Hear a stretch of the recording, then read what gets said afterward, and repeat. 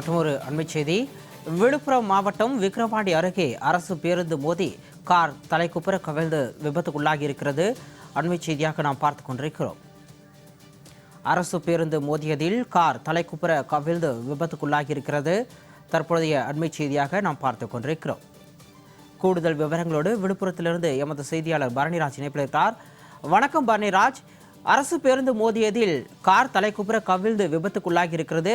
தற்பொழுது மீட்பு பணிகள் எந்த அளவிற்கு இருக்கிறது? இதில் பாதிப்பு ஏதும் ஏற்பட்டிருக்கிறதா? வணக்கம் சிகாமணி.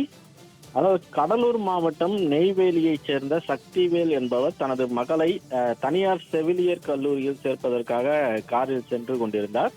இவர்களது கார் விழுப்புரம் மாவட்டம் விக்கிரவாண்டி அருகே இருக்கக்கூடிய சித்தனி என்ற இடத்தில் சென்று கொண்டிருந்த போது சாலையின் திடீரென குறுக்கே வந்த இருசக்கர வாகனத்தின் மீது மோதுவதை தவிர்ப்பதற்காக சடன் பிரேக் பிடித்து காரை சக்திவேல் நிறுத்தியிருக்கிறார். அப்போது கும்பகோணத்தில் இருந்து சென்னை நோக்கி சென்று கொண்டிருந்த அரசு பேருந்து சடன் பிரேக் பிடித்து நின்ற காரின் பின்னால் பயங்கரமாக மோதியிருக்கிறது. இதில் கார் தலைக்குப்புற கவிழ்ந்தது. இந்த விபத்தில் காரில் பயணம் செய்த சக்திவேல், அவரது மகள் மற்றும் உறவினர் உள்ளிட்ட 3 பேர் லேசான காயங்களுடன் அதிர்ஷ்டவசமாக உயிர் தப்பியிருக்கின்றனர். இந்த விபத்து காரணமாக திருச்சியில் இருந்து சென்னை மார்க்கமாக செல்லக்கூடிய தேசிய நெடுஞ்சாலையில் கடும் போக்குவரத்து நெரிசல் ஏற்பட்டிருக்கிறது.